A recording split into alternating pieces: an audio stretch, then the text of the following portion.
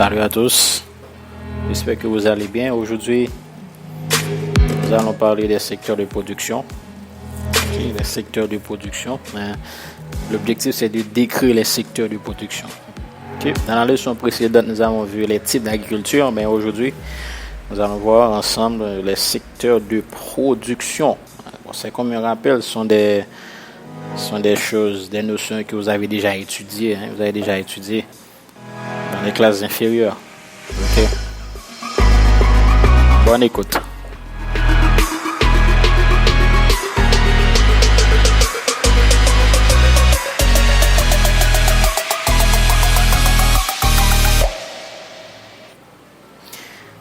Les secteurs de production. Ok, rapidement, donc c'est une leçon très très courte. On nous dit la production peut être étudiée en fonction de ses secteurs d'origine. Vous connaissez les secteurs. D'abord, il y a secteur primaire, secteur secondaire, secteur tertiaire, et on peut ajouter un quatrième secteur, le secteur quaternaire. Okay, maintenant, pour le secteur primaire, quelles sont les activités qu'on trouve dans le secteur primaire? C'est l'agriculture, la pêche, l'élevage, mines, carrières, etc. Lorsqu'on dit carrière, c'est l'exploitation des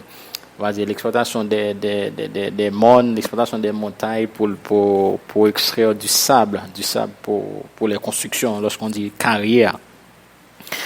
Et par exemple, chez nous à Port-au-Prince, je crois qu'il y a un moment donné, il y a la boule, il y a une carrière du sable à la boule où le gouvernement avait interdit à un moment donné d'exploiter ces carrières du sable. Moi, je sais pas si aujourd'hui, on sait comment ça se passe en Haïti.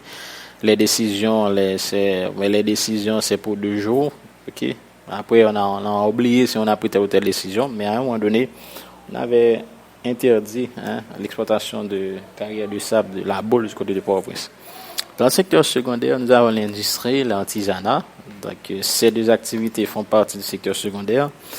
Dans le secteur tertiaire, nous avons les services comme l'éducation. Et si on prend l'éducation, c'est services. Par exemple, si on prend également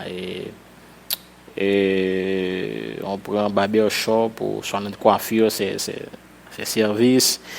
Ok, services, commerce, transport. Ok, ça sont ces activités qui font partie du secteur tertiaire, services, commerce, transport. Maintenant, on va dire quatrième secteur, donc on va dire le secteur quaternaire. Ok.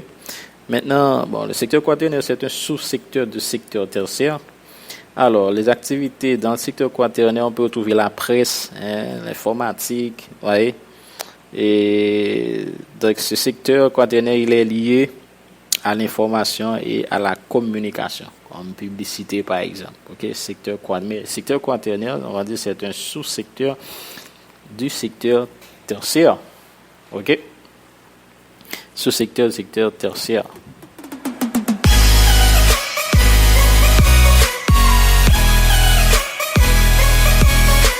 Et dans les pays sous-développés, le secteur primaire joue un grand rôle dans la formation du produit national brut, ce qu'on appelle PNB. Et de plus, parce que l'agriculture n'est pas mécanisée, donc elle absorbe un fort pourcentage de la population active.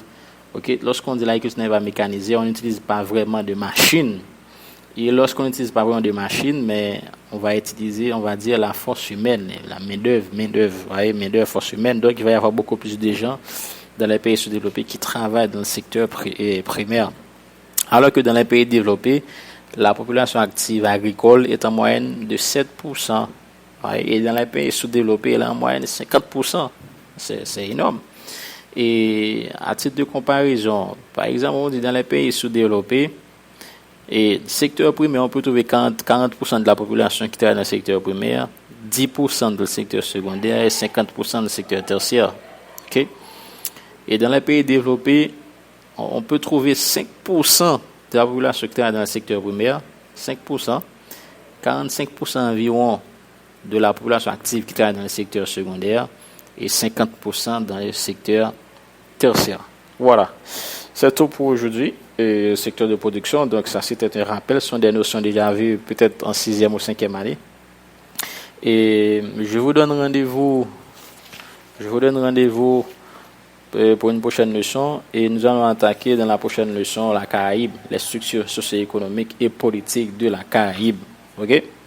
Bon, je vous dis bye bye, à la prochaine pour une prochaine leçon. Ciao.